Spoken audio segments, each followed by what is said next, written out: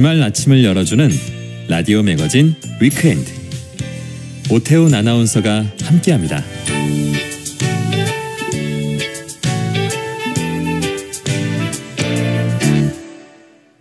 네, 일상에서 발견하는 실용 인문학 이야기를 나눠봅니다. 생활 속의 인문학 저자 이혁원 작가 나오셨습니다. 어서 오세요. 네, 안녕하세요. 오늘 어떤 주제, 어떤 이야기 해봅니까? 예, 오늘은 딜레탕트라는 주제로 이야기할까 합니다. 딜레탕트? 예, 이게 맞습니다. 뭐예요? 딜레탕트는 절기다라는 의미의 이탈리아어 딜레따레에서 파생된 용어인데요. 예. 전문가적 의식은 없이 단지 애호가 입장에서 예술을 제작하는 사람을 뜻합니다.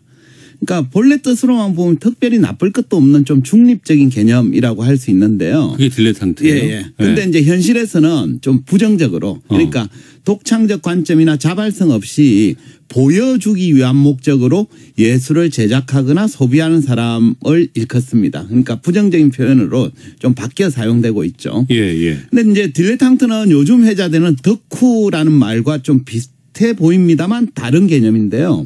덕후란 말 들어보셨죠? 덕후는 일본어 오타쿠를 한국식으로 표현한 말인데요. 네. 덕후는 어떤 분야에 몰두해서 전문가는 아니지만 전문가 이상의 열정과 흥미를 가진 사람을 말합니다. 이분들 내공이 장난이 그렇죠. 아니에요. 맞습니다. 덕후는. 네. 네. 그러니까 전문가는 아니지만 그에 못지않게 열정과 흥미를 가진 사람이죠. 네. 반면에 딜레탕트는 전문가적 식견이나 열정은 없지만 전문가처럼 보이고 싶어서 자기를 포장하는 사람이라고 할 수 있습니다. 가만 있어봐. 그죠? 경계가 있는데 그렇죠.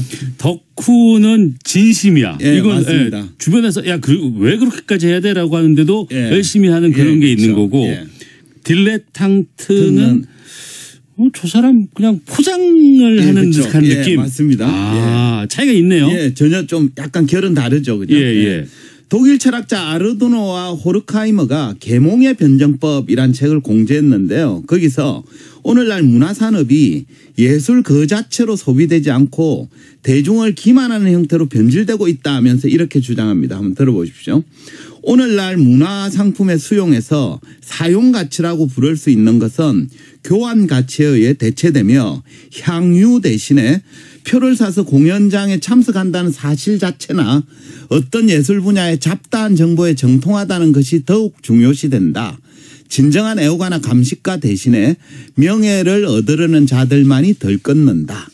그러니까 우리는 흔히 이제 예술을 포함한 문화상품에서 소비자는 그것의 사용가치 때문에 다시 말해서 그 문화예술의 컨텐츠가 좋아서 기꺼이 비용을 지불하고 소비에 동참한다라고 생각을 합니다. 그런데 아르도노와 호르카이머가 보기엔 그건 사실이 아니라는 거죠. 그러니까 컨텐츠가 좋아서가 아니라 교환가치. 즉 전시회나 공연장에 참석했다는 사실이나 어떤 예술 분야의 잡다한 정보에 정통하다라는 말을 듣기 위해서 소비에 동참한다는 겁니다. 그러니까 말하자면 예술에 대한 진정한 애호가나 감식가보다는 딜레탕트가 더 많다라는 뜻으로 해석할 수 있겠습니다. 전시회를 가요. 예. 공연장을 가요. 발레 공연을 봐요. 예. 근데 발레는 몰라. 그리고 별로 재미도 없었어. 지루해. 근데 이걸 SNS라든가 페이스북에다가 오늘 공연 너무 좋았어. 이거 올리는 거. 그게 딜레탕트 맞습니다. 맞아요? 그러니까 좀 단순화시켜 말하면 딜레탕트는 예술적 허영심을 가진 사람이라고 볼 수도 있습니다. 제 주변에 꽤 있어요. 그렇죠. 그러니까 허영이란 말 그대로 겉은 화려하지만 속은 빈 상태를 말하잖아요. 그러니까 모르는데 아는 척, 없는데 있는 척 하는 경우로 딜레탕트도 여기에 해당되는 거죠. 그러니까 자기 안에 예술이나 학문에 대한 식견이나 독창성은 없지만 겉으로는 마치 뭔가 있는 것처럼 보이고 싶어 하는 유형입니다. 물론 이런 딜레탕트도 예술이나 학문에 대한 관심이나 소비에서는 전문가나 애호가에 뒤처지지 않는 경우도 많습니다. 어느 정도의 관심과 소비 없이는 아는 척 조차 할 수가 없거든요. 그리고 비난하기도 뭐하는 게 어찌됐건 간에 이런 것들을 가서 소비도 하는 거죠. 하고 하니까 나쁘다고 볼 수는 없기도 하고요. 근데 이제 그 예술자 실제 내공에 있어서는 전문가나 애호가에 비하면 좀 부족한 건 사실이죠. 그죠? 예술 그 자체가 좋아하는 사람하고 남한테 보여주기 위해서 하는 사람 사이에는 엄연한 내공 차이가 있을 수밖에 없거든요. 이런 분들도 장르가 바뀌어요. 그렇죠. 맞습니다. 그러니까 딜레탕트가 추구하는 예술적 수준이란 대개 남들이 자신을 알아주는 정도에 그칩니다. 네. 그거면 충분하거든요. 그래서 우리가 이제 이렇게 딜레탕트가 추구하는 예술적 태도를 딜레탕티즘이라고 부르는데 네.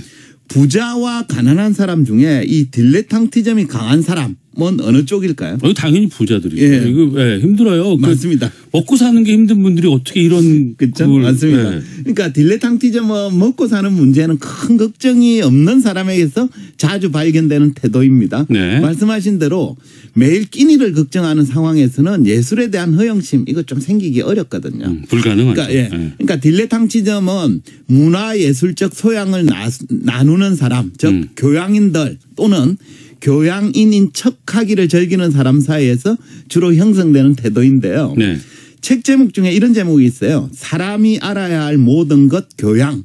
이 책의 저자인 디트리 슈바니처 교수는 교양을 이렇게 정의합니다. 한번 들어보십시오.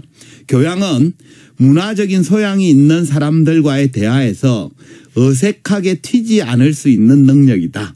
이 게임의 목적은 간단하다. 그것은 교육받았다는 인상을 풍기기 위한 것이다. 나 배웠어. 그죠? 맞습니다. 이 정도는 돼. 예. 슈바니처 교수에 따르면 교양인들은 예술이나 학문 등 문화적 소양과 관련된 대화를 즐기는데 이때 실제 소양을 얼마나 가졌는지는 별로 중요하지 않습니다. 그러니까 문화예술 관련 대화에서 어색하게 튀지 않아야 하고 교육을 받았다는 인상을 풍기는 게 중요하죠. 그러니까 실제보다는 인상이 더 중요하다라는 뜻인데요. 예. 따라서 문화적 소양을 대화 주제로 삼는 집단에서는 딜레탕트가 숨어 있을 가능성이 높아지는 거죠. 그러네. 예. 근데 그러면 왜 문화적 소양이라든가 예술적인 소양 같은 것들을 자랑하고 싶어 할까요? 왜냐 그러면 문화예술적 소양이 계급을 드러내는 상징적인 수단이 되기 때문입니다. 계급. 예. 그러니까 사회학자인 피에르 부르디에가 구별짓기라는 책에서 사람들이 왜 음악을 사랑할까라는 것에 대한 이유를 이렇게 설명합니다. 네. 음악 취향만큼 한 사람의 계급을 분명하게 확정해주고 이것만큼 틀림없이 한 사람을 분류해 줄 수 있는 것도 없다. 그러니까 부자들이 음악을 소비하는 이유는 음악 그 자체가 좋았으라기보다는 계급을 드러내는 그러니까 부자들이 음악을 소비하는 계급이거든요. 계급을 드러내는 강력한 수단이 되기 때문입니다. 해서 부르디에는 이렇게 또 주장합니다.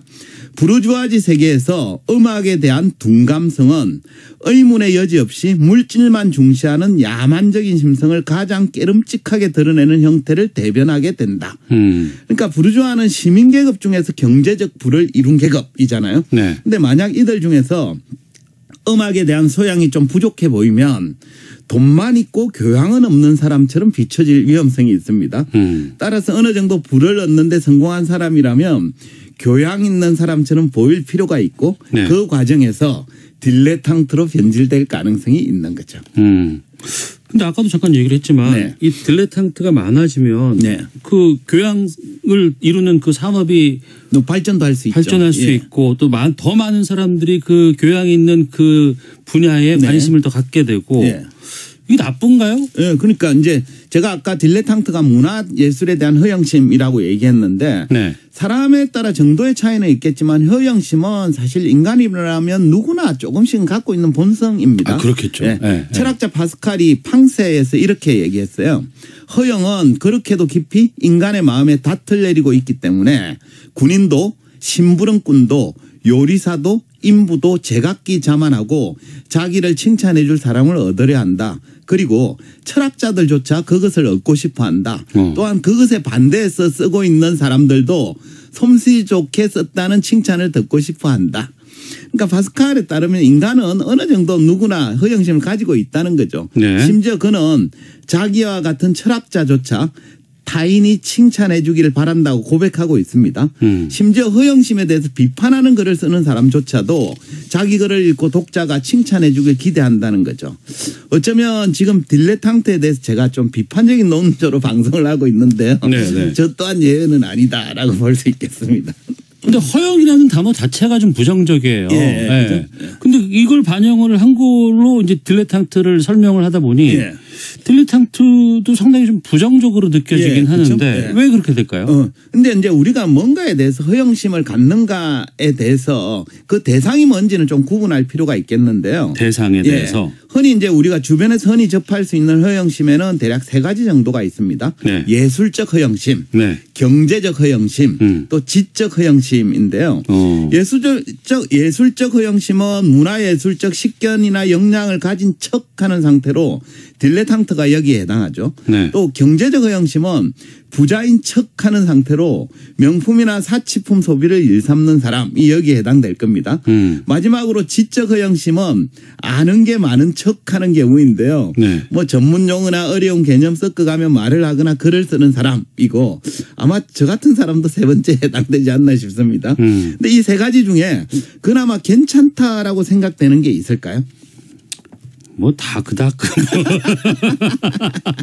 근데 그나마 좀 지적 허영심은 좀 주변에 많이 있는 것 같기도 그렇죠. 하고. 그럴 네. 수 있겠죠. 네. 그러니까 우리가 허영심이 문제가 되는 건 내면은 방치해 둔 채 거칠에만 신경을 쓰는 거잖아요. 네네. 그런 관점에서 본다면 앞서 소개한 3가지 중에 지적 허영심은 그나마 조금 나은 편이긴 합니다.